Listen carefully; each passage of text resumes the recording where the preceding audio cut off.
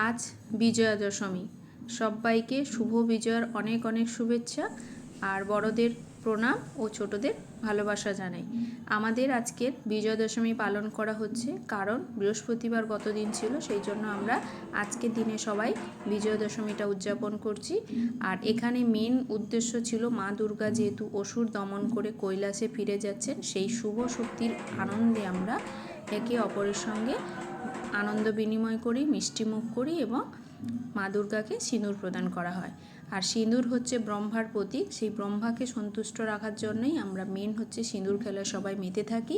আর এটা হচ্ছে আমাদের বাড়ির সবার জন্য মঙ্গল কামনা করে, সবাইকে ভালো রাখে, সুস্থ রাখে, সেই আশাতেই আমরা বিজয়া দশমী পালন করি।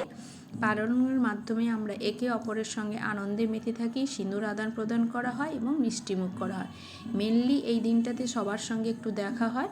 কিছু আমরা আবার সবাই পরের বছরের জন্য ওয়েট করি মা কখন আবার আমাদের আসবে।